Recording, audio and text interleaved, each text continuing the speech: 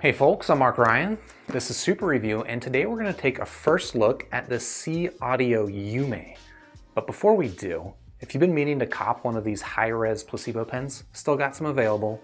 There's a link in the description down below. But let's turn our attention to the Yume. So this is an IEM from SeeAudio, which is a company, frankly, I haven't heard anything from them yet, but I have heard a number of people ask me about SeeAudio. And I think why people are interested in this company is that, kind of like Moondrop, SeeAudio seems to be the sort of IEM company that has a specific target or sort of frequency response target that they're aiming for. In the case with the Yume, it's the Harman target, which you may or may not be the biggest fan of, but we'll talk a little bit more about that. But first, a few details about the Yume. So this is kind of, I'm gonna call this sort of the entry-level pricing. It's $170, which you can definitely find cheaper IEMs, but I feel like at 170 bucks, that's where you start getting into some pretty serious sound. And well, with the Yume for 170 bucks, you get a hybrid IEM. It's got the single dynamic driver for the low end, and then you've got two Knowles balanced armature drivers for the mid-range and highs.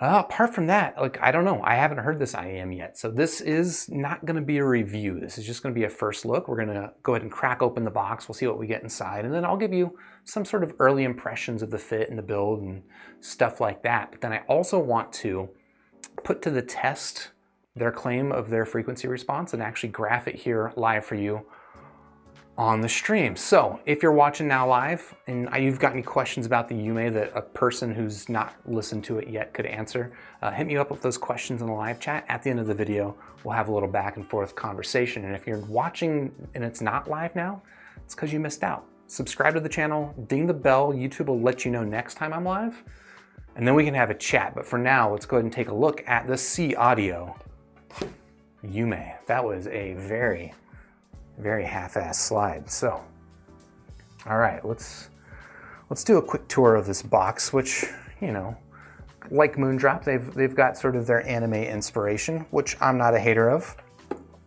but not a lot of information on the front of it apart from the anime. But back here on the back, we've got a lot, and this kind of gives you a pretty good sense of what SeeAudio is after. Start up here with the specs. Like I mentioned, single dynamic driver, two balanced armatures. If you care about what your dynamic driver material is, it's liquid silica, okay. And then the mids are Knowles and highs and Knowles balanced armature, whatever that means. And then down here we have a few specs on the specifics. All right, sensitivity of 106 dB SPL.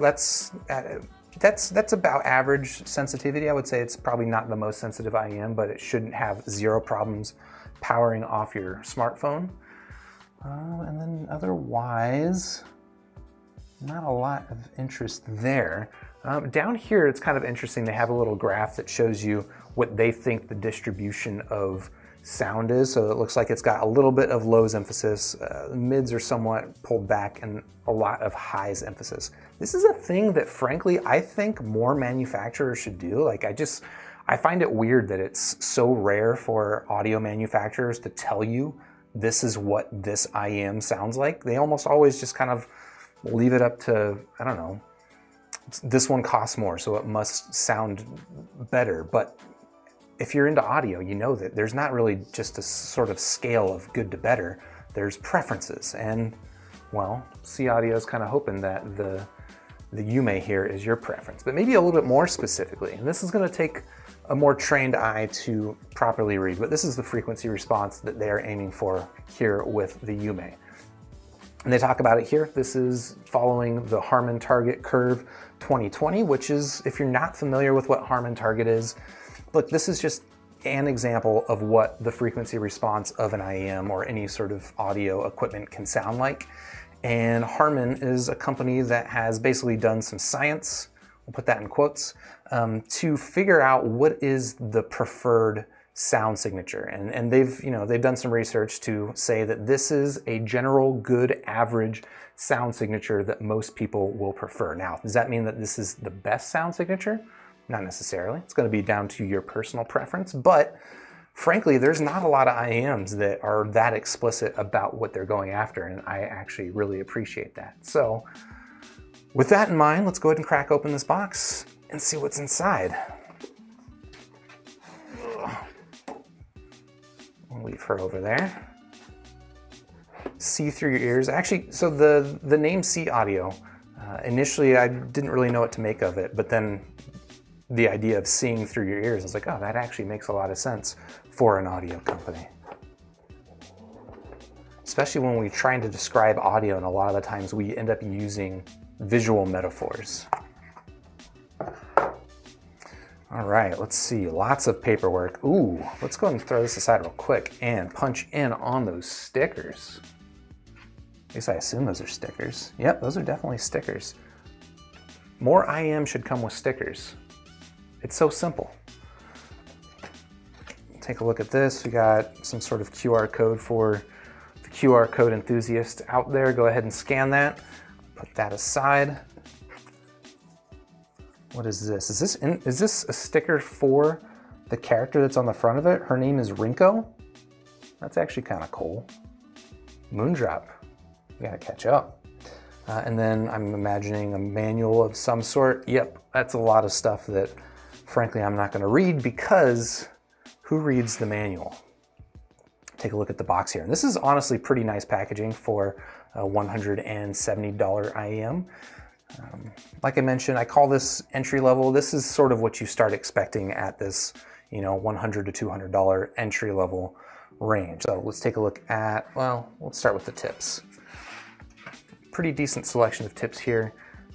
You've got, of course, your extra, oh, that's interesting. I actually have 4 different sizes, extra small, small, medium, and large. And then as well, they've got a set of foam tips over here. Let me punch out one of these mediums just to see what they look like.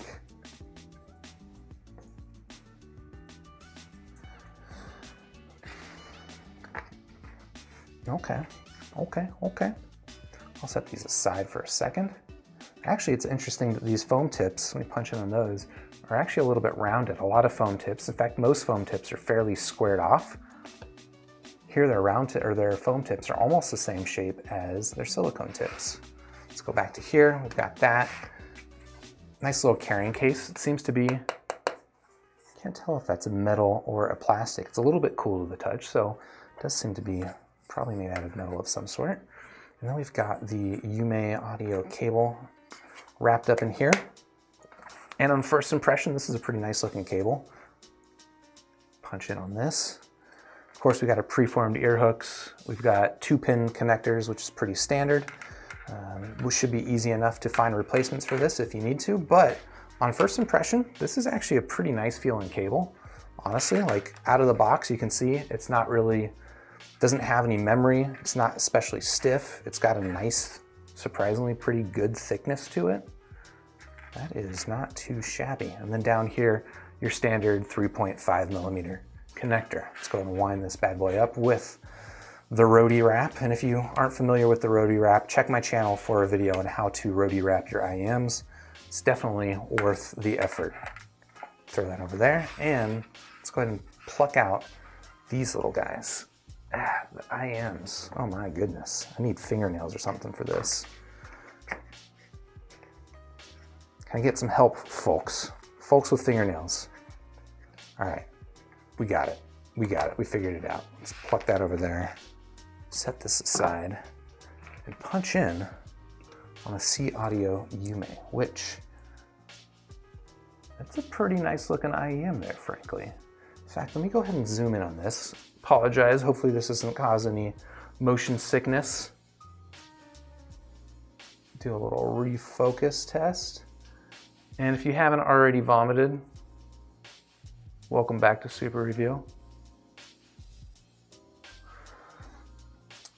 So these shells are pretty nice. They're fairly lightweight.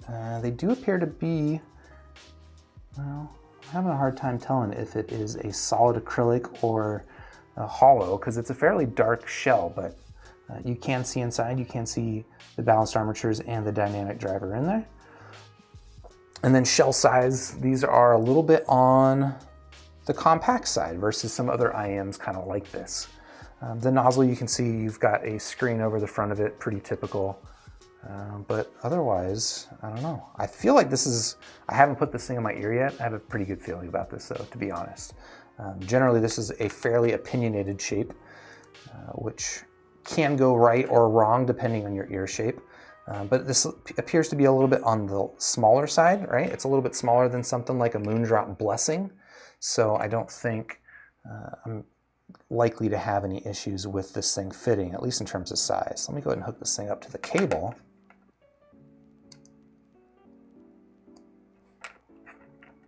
And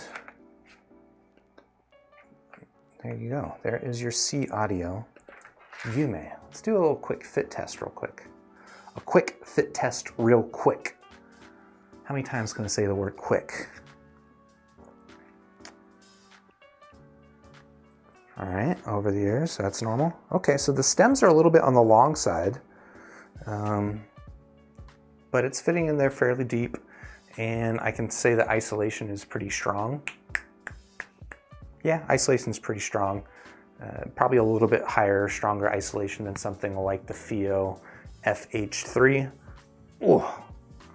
But those stems are a little bit on the long side. We'll see how that does me for long-term comfort, but that is the SeeAudio Yume. So, like I said, we're not just gonna take them at their word for that frequency response. I mean, I'm pretty sure they're accurate, but let's go ahead and throw it up on my frequency response graphing rig to actually validate it for ourselves. So this is my microphone, and what I will do is I will take the left earphone, plug it in here,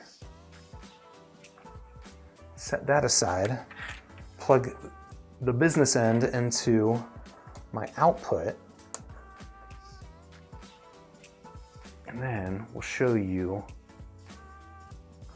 the measurement software. All right, so this is Rue for those who aren't familiar with this, but this is generally a pretty straightforward process. Go and give it a little bit of volume. That should be fine, but we'll see. Actually, I'm gonna give it a little bit more volume.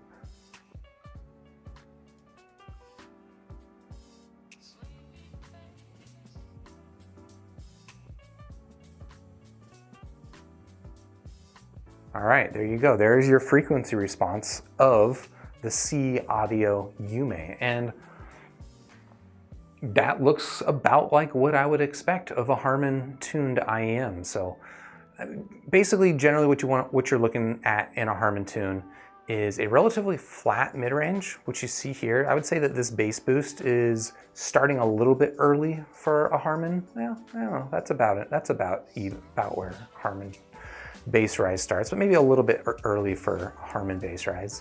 But you have a fairly flat mid-range. You have your general ear gain here that peaks at around 3K with starts to roll off, and then this resonance peak over here, typically sort of a side effect or an artifact of measuring with these these little in-ear couplers, or the microphone that I'm using basically. And then you get the treble kind of rolls off fairly typically. So this, honestly, yeah, I would say this is definitely a Harman tune. The bass shelf over here on the left, it's interesting that this bass shelf is actually going above the ear gain, which means that I am anticipating this will be a fairly bassy IEM. And it's fairly well isolated to the sub-bass frequencies, but like we mentioned, it does start to rise. It does seem like it starts to rise at around 200 hertz. That's probably about where your mid-bass starts. So I would expect this to be a relatively lean sounding Harman-tuned IEM based on that frequency response. Now, as I say often, frequency response is not everything. That is just kind of like the flavor of the IEM. It doesn't necessarily tell you whether it's good or bad though. So, like I mentioned, this is not going to be a full review. This is just the unboxing. We saw what it looks like. And now I'm going to spend at least a week or so living with this IEM, comparing it to some other stuff, like I think the FeeAudio FH3 is pretty interesting competition, or even the Tanzjim Hana. Those both come in at around a very similar price range. And I'm interested to see, how do I like the Yume over a longer period of time, and how does it compare? And if you're interested in that as well, please subscribe to the channel, ding the bell so that YouTube lets you know when I go live with a review, and then we'll talk about it then. But for now, I guess if you're interested in checking this thing out, please check the link in the description down below. Shoutouts to Hi-Fi Go for sending this to me for review. If you found this video helpful or useful, please hit the like button. Again, subscribe to the channel, and I'll see you on the next super review.